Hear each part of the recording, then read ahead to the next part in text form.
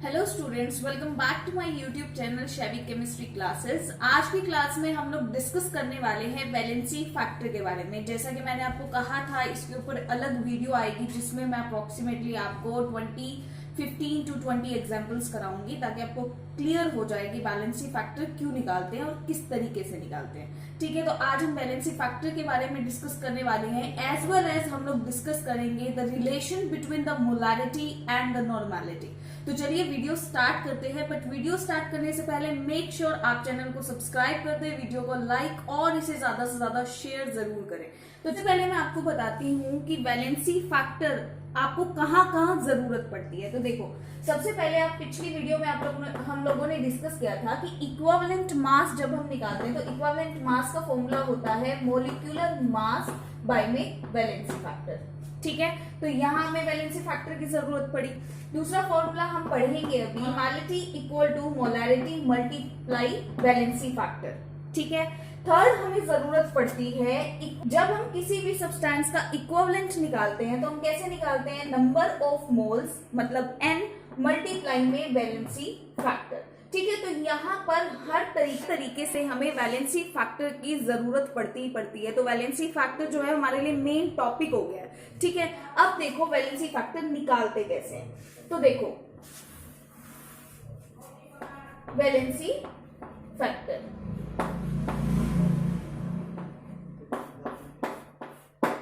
देखो valency factor कैसे निकालेंगे। सबसे पहले मैंने आपको 3 फॉर्मूलाज लास्ट वीडियो में बताए थे, एसिड के लिए, बेस के लिए और सोल्ट के लिए। ठीक है, तो सबसे पहले मैं आपको इन तीनों के लिए सिखाती हूँ कि कैसे निकालते हैं। जब आप in the case of acid तो आप उसकी बेसिसिटी काउंट करते हो। जैसे कि मैंने कहा था कि number of replaceable H ion आप निकाल लोगे तो उसकी बेसिसिटी आ जाएगी, right. In the case of base आप उसकी एसिडिटी फाइंड आउट करते हो, और in the case of salt total positive ion on cation या फिर टोटल नेगेटिव चार्ज ऑन अनायन। इस तरीके से आप सोल्ट का वैलेंसी फैक्टर फाइंड आउट कर लेते हो। अगर आपको क्लियर नहीं है तो पिछले वाली वीडियो देखना, डिस्क्रिप्शन बॉक्स में आपको उसका लिंक मिल जाएगा। तो सबसे पहले हम वैलेंसी फैक्टर जो है वो फाइंड आउट करेंगे एसिड के लिए। तो एसिड में क्या होता है, हम उसकी बेसिसिटी काउंट करते हैं, यानी कि number of replaceable H ion. तो देखो सबसे पहले कंसिडर करो, मैंने एग्जांपल लिया HCl का। ठीक है, अब HCl क्या होगा, H पॉजिटिव प्लस में Cl नेगेटिव। ठीक है, अब यहां पर देख रहे हो आप कि H आयन कितने दिए इसने, 1, तो इसका वैलेंसी फैक्टर क्या हो जाएगा, 1। क्लियर। उसके बाद मैंने एग्जांपल लिया, कंसिडर करो H2SO4।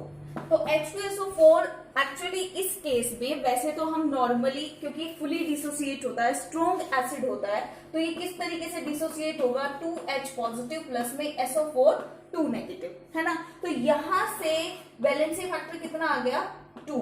लेकिन अगर आपको क्वेश्चन में गिवन है कि इस तरीके से दिया हुआ हो कंसिडर, तो उस केस में आप ध्यान रखना थोड़ा सा।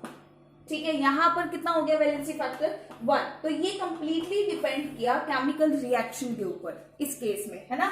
वैसे हम फुली, अगर क्वेश्चन में कुछ भी गिवन नहीं है, हमारे को कुछ भी बताया नहीं हुआ है, तो उस केस में आप वैलेंसी फैक्टर 2 ही कंसिडर करोगे, क्योंकि ये स्ट्रॉन्ग एसिड है तो ये पूरी तरीके से डिसोसिएट हो जाता है। तो इसलिए इसका वैलेंसी फैक्टर कितना कंसिडर करते हैं हम, 2।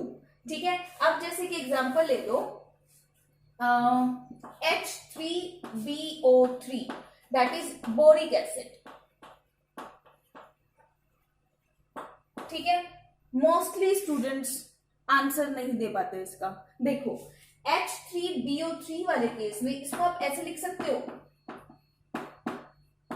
तो मैक्सिमम है ना स्टूडेंट्स जो होते हैं इसका आंसर वैलेंसी फैक्टर 3 कंसिडर करते हैं, क्योंकि उनको 3 OH आयंस यहाँ पर दिख जाते हैं। बट एक्चुअल में क्या होता है कि ये क्या करता है, जब इसको वाटर के अंदर डिसॉल्व किया जाता है ना, यानी कि वाटर को डिसॉल्व करोगे तो क्या होगा, H और OH आयन। तो ये क्या करता है कि ये OH आयन ये क्या कर लेता है, क्योंकि इलेक्ट्रॉन डेफिशिएंट कंपाउंड है, तो ये इस OH को अपनी तरफ अट्रैक्ट कर लेता है और बना लेता है BOH4 प्लस में H पॉजिटिव। तो अब इसने वाटर के साथ डिसोसिएशन पे कितने H आयंस दिए, ओनली 1। कितना दिया, 1।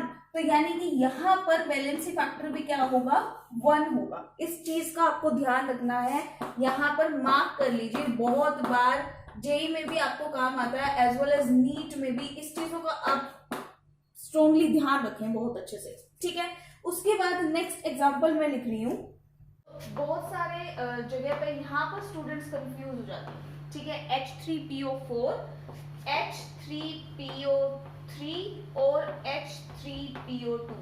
इस केस में वैलेंसी फैक्टर निकालने के लिए ना इनके स्ट्रक्चर्स का पता होना जरूरी होता है, ठीक है। अब देखो 1 बाय 1 मैं आपको बताती हूँ। कंसिडर H3PO4 का केस में पहले ले लेती हूँ, ठीक है। तो आप यहाँ पर देखोगे फास्फोरस की वैलेंसी कितनी होती है, 5। तो यानी कि कितने O हैं इसके साथ, 4। ऑक्सीजन एटम कितने हैं, 4। तो एक आ जाएगा डबल बॉन्ड के साथ, एक आ जाएगा इस तरीके से 4, है ना। इस तरीके से इसका स्ट्रक्चर होगा, ठीक है। अब आप एक चीज ध्यान रखना, जो भी हाइड्रोजन डायरेक्टली ऑक्सीजन से अटैच होता है वो हाइड्रोजन इजिली रिमूवेबल होता है, ठीक है। वो हाइड्रोजन इजिली रिमूवेबल होता है। तो यहाँ पे 3 हाइड्रोजन ऐसे हैं जो ऑक्सीजन के साथ डायरेक्टली अटैच है। तो ये भी जो है H आयन डिसोसिएट हो जाएगा। तो यानी कि ये कितने H आयन्स हमें दे रहा है, 1 2 3 H आयन जो है वो ऑक्सीजन से डायरेक्टली कनेक्टेड है। तो यानी कि इस एसिड की बेसिसिटी कितनी हो गई, 3 H आयन्स, ठीक है। तो यानी कि इसका वैलेंसी फैक्टर भी कितना हो गया, 3। In the case of H3PO4 तो वैलेंसी फैक्टर कितना हो गया, 3, ठीक है। इसी तरीके से एग्जांपल लेते हैं हम H3PO3 का। यहाँ पर मैंने फास्फोरस ले लिया, 1 is connected with the double bond, ठीक है। अब ऐसे बना लीजिए, ऑक्सीजन कितने बच गए, 2, 1 2। हाइड्रोजन कितने, 3। तो एक यहाँ लगा दो, एक यहाँ लगा दो और एक यहाँ लगा दो, ठीक है। अगर इनके नाम में जरा सी भी आपको कंफ्यूजन है तो इसकी वीडियो भी ऑलरेडी अपलोड हो चुकी है और इसका लिंक भी मैं डिस्क्रिप्शन बॉक्स में दे दूंगी, ठीक है। तो अब यहाँ पर देखो, ये जो H होता है ना फास्फोरस के साथ जो डायरेक्टली कनेक्टेड होता है, ये आसानी से रिमूव नहीं होता है, ठीक है। जो H ऑक्सीजन के साथ डायरेक्टली कनेक्टेड है वो इजिली रिमूव हो जाता है। तो यहाँ पे कितने हाइड्रोजन है जो ऑक्सीजन से डायरेक्टली अटैच है, 2, यानी कि 1 और ये 2, क्लियर। तो यानी कि कितने हो गए, 2। तो यहाँ पे वैलेंसी फैक्टर कितना हो गया, 2, क्लियर हुआ, ठीक है। अब देखो थर्ड केस में डिस्कस कर रही हूँ H3PO2 का, ठीक है। इसका स्ट्रक्चर बनाओगे तो कुछ इस तरीके से बनेगा, ठीक है। H कितने, 1 2 और यहाँ हो गया। तो यहाँ पर ये तो रिमूवेबल है नहीं क्योंकि ये फास्फोरस से डायरेक्टली कनेक्टेड है, ये भी रिमूवेबल नहीं है, डायरेक्टली कनेक्टेड है, ये रिमूव हो सकता है। तो यहाँ पर जो वैलेंसी फैक्टर हो जाएगा वो कितना आ जाएगा, 1, क्लियर। तो इस तरीके से एसिड के केस में आपको वैलेंसी फैक्टर निकालना है। अब देखो बेस के केस में वैलेंसी फैक्टर कैसे निकालते हैं। फर्स्ट एग्जांपल में ले लेती हूँ, कंसीडर NaOH का, ठीक है। तो NaOH के केस में यहाँ पर क्या हो जाएगा, Na पॉजिटिव प्लस में OH नेगेटिव, ठीक है। अब यहाँ पर देखो कितने OH आयन बाहर निकल रहे हैं, ओनली 1, ठीक है। तो यहाँ पर वैलेंसी फैक्टर क्या हो जाएगा, 1, क्लियर। उसके बाद देखो यहाँ पर क्या है, MgOH2, ठीक है। तो यहाँ पर जब आप इसको करोगे, डिसॉल्व करोगे, तो यहाँ पे कितने OH आयन देगा, ये 2, समझ आ रहा। तो यहाँ पे कितने OH आयन है हमारे पास, 2। तो यहाँ का वैलेंसी फैक्टर भी कितना हो जाएगा, 2, क्लियर। ऐसे ही थर्ड एग्जांपल में ले लेती हूँ, दिस इज AlCl3 ले लेते हैं, ये तो सॉल्ट हो गया, AlOH3, ठीक है। तो यहाँ कितना हो जाएगा, Al3 पॉजिटिव प्लस में 3OH नेगेटिव, क्लियर। तो यहाँ पर देखो कितने OH आयन निकल रहे हैं, 3। तो यहाँ का वैलेंसी फैक्टर भी क्या हो गया, 3। तो इस तरीके से आपको बेस के केस में भी लेना है। अब मैं आपको कुछ एग्जांपल्स लेकर दिखाती हूँ सोल्ट के, ठीक है। सोल्ट के केस में वैलेंसी फैक्टर हम कैसे निकालते थे, total positive charge on the cation या फिर total negative charge on anion. Salt के केस में कैसे देखोगे, total positive charge on cation या फिर total negative charge on the anion.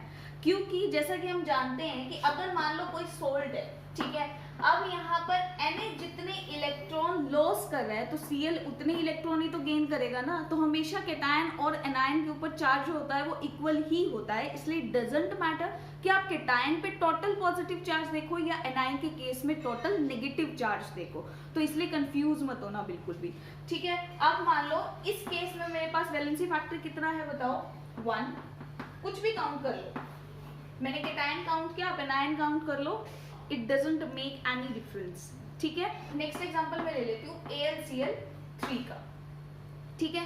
तो यहाँ पे कैसे लोगे valency factor, Al3 positive plus में 3Cl नेगेटिव, तो यहाँ पर देखो टोटल पॉजिटिव चार्ज कितना हो गया, 3 है ना, तो यहाँ पे वैलेंसी फैक्टर भी कितना हो गया, 3, ठीक है। और एग्जांपल ले, दूसरा एग्जांपल देखो, ले लेते हैं Al2SO4 3, ठीक है। तो इस केस में कैसे देखोगे, 2Al3 पॉजिटिव प्लस में 3SO4 2 नेगेटिव। अब ध्यान से देखना, इस 2 को इस 3 से मल्टीप्लाई करोगे, समझ आ रहा है, 2 को 3 से मल्टीप्लाई करोगे कितना हो गया, 6, या फिर इस केस में अगर टोटल चार्ज काउंट करोगे तो 3 को 2 से मल्टीप्लाई करोगे कितना हो गया, 6, तो यानी कि यहाँ पर वैलेंसी फैक्टर की वैल्यू कितनी आ गई है, 6, समझ आया, ठीक है। एक और एग्जांपल लेती हूँ मैं, NaHCO3 सोडियम बाइकार्बोनेट हो गया ये, है ना, तो या फिर सोडियम हाइड्रोजन कार्बोनेट, एक ही बात है। तो यहाँ क्या है, सोल्ट ही है, तो जब आप इस सोल्ट को इस तरीके से लिखोगे तो ऐसे लिखा जाएगा, ठीक है। अब टोटल पॉजिटिव चार्ज काउंट कर लो या टोटल नेगेटिव चार्ज काउंट कर लो, तो वैलेंसी फैक्टर कितना आ गया, 1, क्लियर आ गया।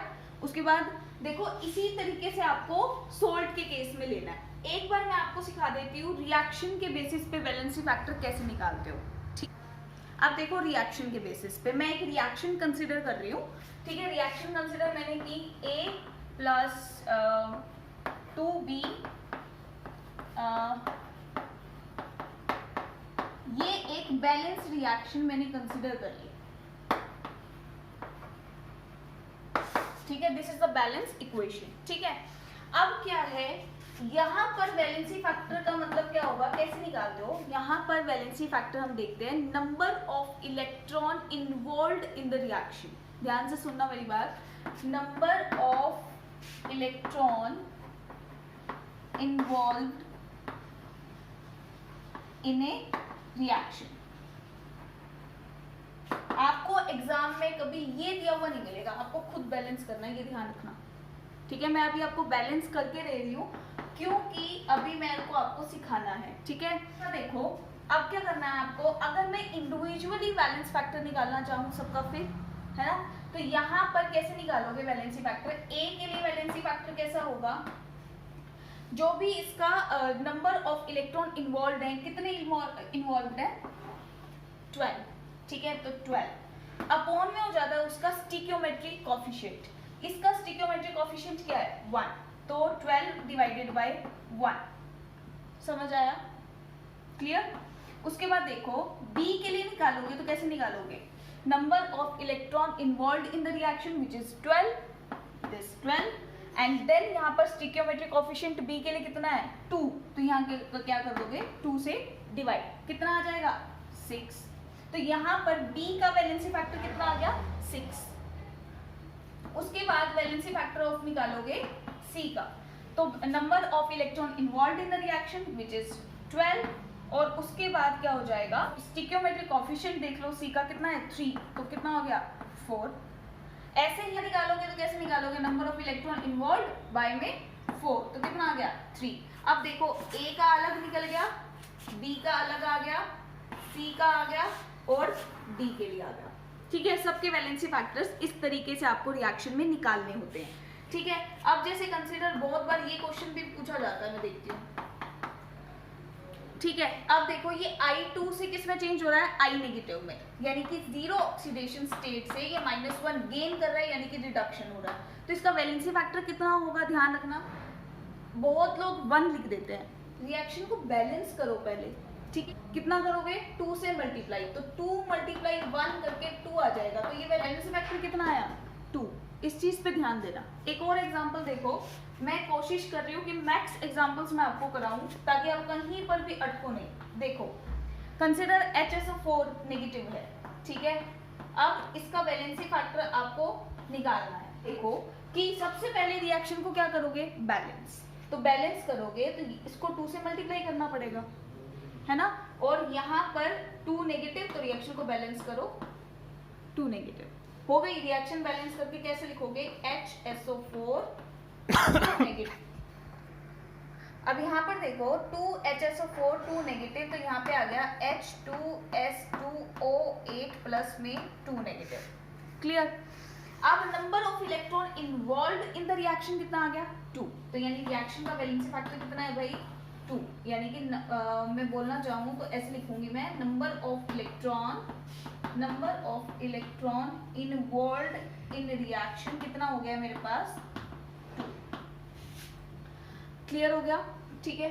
अब मैं आपको कहूँ वैलेंसी फैक्टर निकालो इसका, फिर कैसे निकालोगे, देखो सबसे पहले आपने रिएक्शन को बैलेंस करना है, कर लिया, उसके बाद आप क्या करोगे, उसके बाद आपको करना है वही number of electron involve by में स्टिकियोमेट्रिक कोफिशिएंट, यही करना है आपको, ठीक है। तो यहाँ पे इसका निकालोगे तो कितना वैलेंसी फैक्टर आ जाएगा, यहाँ पर देखो नंबर ऑफ इलेक्ट्रॉन इन्वॉल्व कितने हैं 2, ठीक है, और स्टिकियोमेट्रिक कोफिशिएंट कितना है 2, तो 2 ये आ जाएगा। यहाँ पर निकालोगे तो देखो यहाँ पर कितना आएगा valency factor, number of electron involve यानी कि 2, स्टिकियोमेट्रिक कोफिशिएंट यानी कि 1, तो वैलेंसी फैक्टर कितना आ गया 2।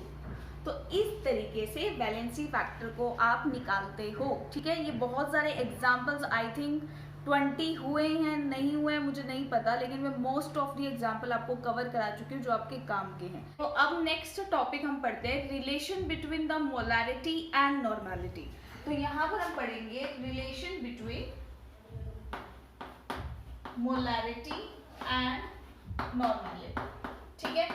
रिमाइंड करना दोनों को, दोनों की डेफिनेशन और दोनों की फॉर्मूलाज आपको पता होने चाहिए, है ना। सबसे पहले मैं लिख रही हूँ मोलैरिटी। मोलैरिटी का मतलब था number of moles of solute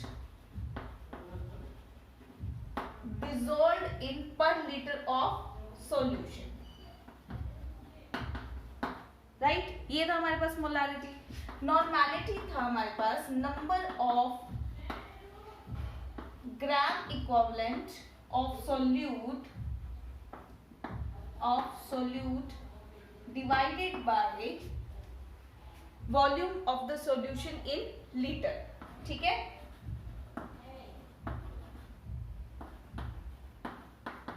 in litre, ठीक है। अब आपको क्या करना है, नॉर्मैलिटी बाय मोलैरिटी कर देना है, क्लियर।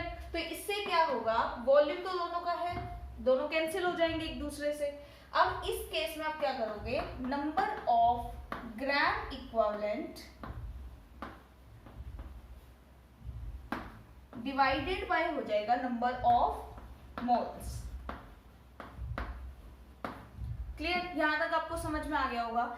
अब मैंने आपको बताया था कि नंबर ऑफ ग्राम इक्विवेलेंट क्या होते हैं। नंबर ऑफ ग्राम इक्विवेलेंट का मतलब था mass of solute in gram by equivalent mass, है ना। तो यहाँ पर आप पुट कर दोगे उस चीज को, और इक्विवेलेंट मास था मेरे पास, मैं यहाँ पे लिख रही हूँ ताकि आपको कंफ्यूजन किसी भी लेवल पे नहीं होना चाहिए। नंबर ऑफ ग्राम इक्विवेलेंट का मतलब था mass of solute divided by equivalent mass. तो सबसे पहले आप यही पुट कर दो, क्योंकि ज्यादा कंफ्यूजन में मैं नहीं लेके जाना चाहती। तो यहाँ पर जब आप पुट करोगे तो यहाँ पे क्या हो गया, मास ऑफ सोल्यूट, और क्या हो गया, इक्विवेलेंट मास। EM से मैं इसको डिनोट कर रही हूँ, EM से मैंने इक्विवेलेंट मास को यहाँ पर लिख दिया है, ठीक है। अब मुझे बताओ, आप नंबर ऑफ मोल्स तो हम स्टार्टिंग से पढ़ते आ रहे हैं, तो नंबर ऑफ मोल्स का फॉर्मूला था given mass by molar mass, right. तो यहाँ पर यानी कि गिवन मास किसका, सोल्यूट का ही तो था, तो यानी कि मास बाय में मोलर मास, ठीक है।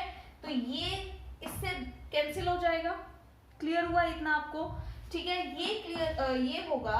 तो यहाँ पर देखना जिन स्टूडेंट्स को कंफ्यूजन होती है, अब यहाँ पे क्या बचा, इक्विवेलेंट मास, और यहाँ से ये ऊपर चला जाएगा, यानी कि क्या बच गया, मॉलिक्यूलर मास बाय में इक्विवेलेंट मास। क्लियर हुआ। अब मुझे बताओ रिमाइंड करके, क्योंकि आपको ये पढ़ने के लिए इससे पहले वाली मोलारिटी और नॉर्मेलिटी वाली वीडियो ऑलरेडी आपने देख रखी हो, ये बहुत जरूरी है। ठीक है, तो अब देखो इस वाले केस में इक्विवेलेंट मास हम कैसे निकालते थे, इक्विवेलेंट मास का फॉर्मूला था मॉलिक्यूलर मास बाय में वैलेंसी फैक्टर।